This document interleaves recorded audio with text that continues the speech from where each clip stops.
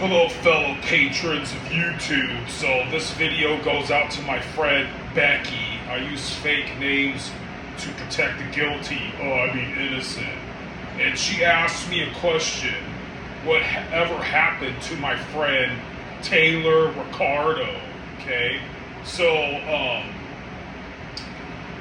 mind you, this is a boring ass story. Shout out to Becky, some hot ass chick that lives in the most scariest regions of Appalachia, where there's like man-eating tornadoes and like Bigfoot quicksand, and it's really volatile. And the scariest thing of all is you have to stab a meth head on a daily basis just to go to Kroger or the local store where they have people that are like a mixture of The Hills Have Eyes movie mixed with the pawn shop dudes of Pulp Fiction, okay? So, without further ado, she wanted to ask me whatever happened to Taylor Ricardo, okay?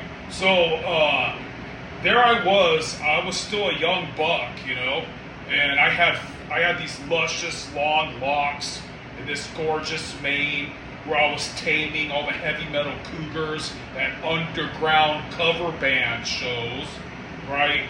And but what sucked about life is I lost a Camaro and I lost a off-roading Toyota 4Runner with big monster truck wheels, and I ended up stuck like driving a soccer mom van, and it sucked. But it was a loaner. It loaned me down, and I wasn't a welder anymore. I was a square. I had to get into, I had to basically be a rent-a-cop.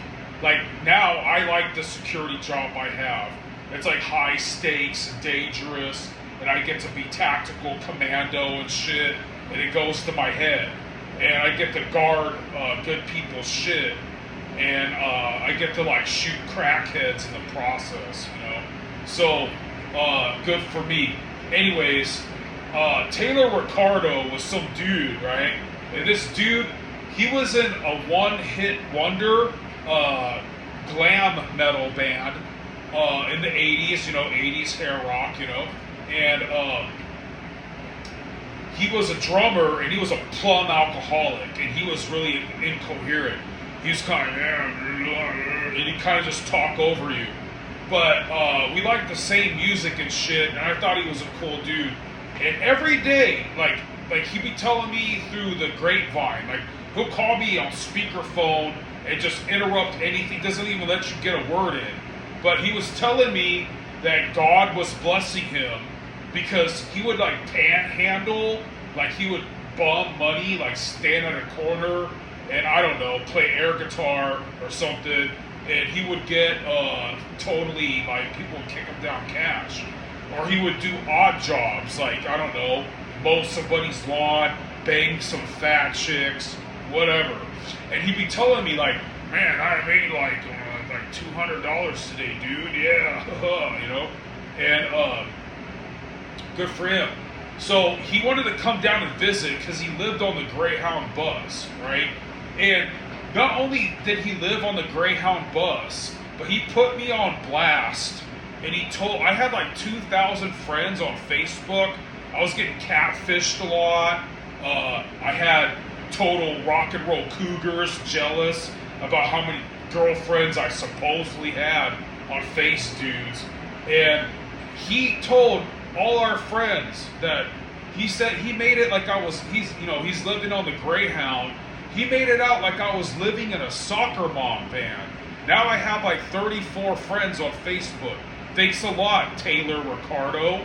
So anyways, that was strike one. So I thought he was a cool dude because I was dumb. I was what they call Protestant.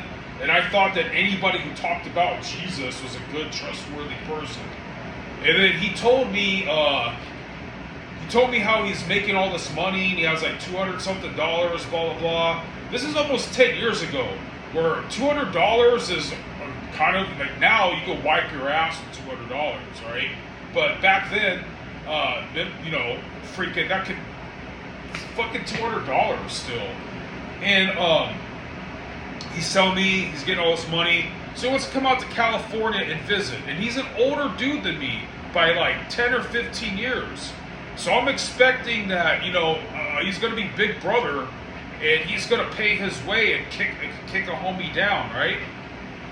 So he comes here fucking broke. He's like, dude, I got $25, man. Like it's the holy grail. And I'm so privileged. He's going to buy me a beer, dude. So that shit ran out right away. And I have to go to fucking work. I have nowhere to put this guy, dude. So I take on the work with me, dude. He starts getting freaked out like I'm some serial killer. And he mumbles and he talks over you. And I'm like, dude, I fucking work here, dude. Yes, I drive out in the middle of nowhere and I watch people shit. And I can get fucking killed doing it. Yes, it's a lot easier than construction. It's a lot easier than welding because I'm a millennial. I don't have any job skills. We don't have... All we know, our job skills is either rolling doobies with one hand or stealing catalytic converters. I know Kung Fu, so I became security. Okay, so he's so after he graced my life with his $25, it quickly ran out.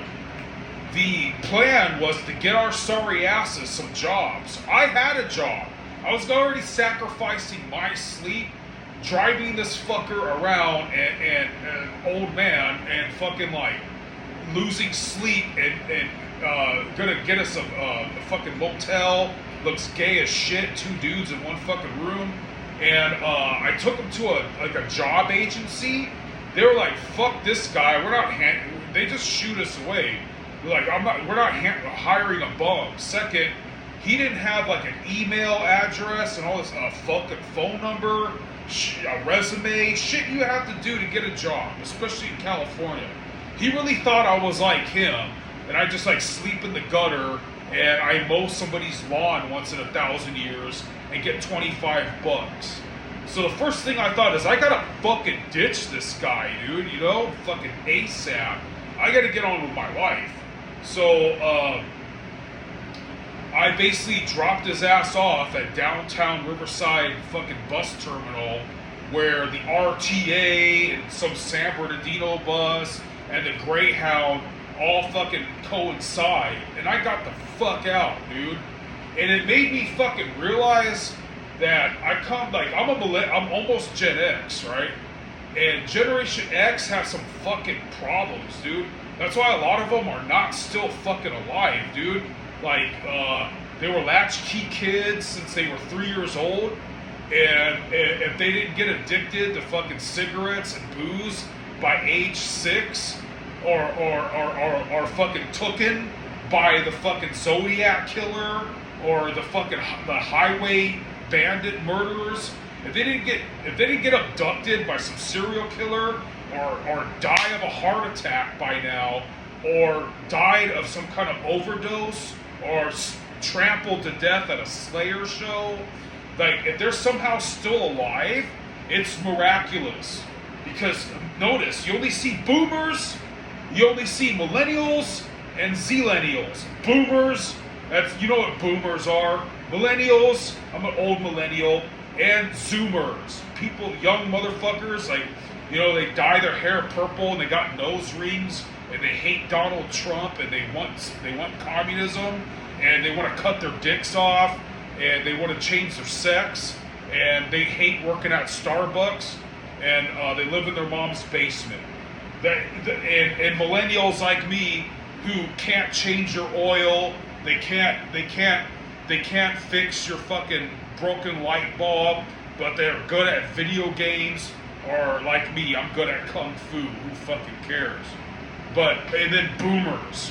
Boomers are the guys who are, oh, my son got stabbed in Texas. Oh, it was his time to go. God damn it, my 401k took a plummet hit because of the tariffs.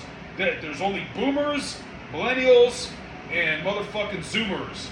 That's why you don't see Generation X, because fucking Ricardo Taylor, he made them all drink themselves to death and shit, dude. The guy was plumb retarded, and he's fucking retarded. I wish him the best, but good God, I had to get the fuck away from that. Like, I'm not the most sharpest shed in the tool or the most prettiest knife in the drawer. Like, I'm not. I'm only 2 chromosomes better than Ricardo, but I try. I try to get off my ass, you know. So, anyways, that's what happened. That's what happened, Becky, to Ricardo Taylor, and you have yourself a good day.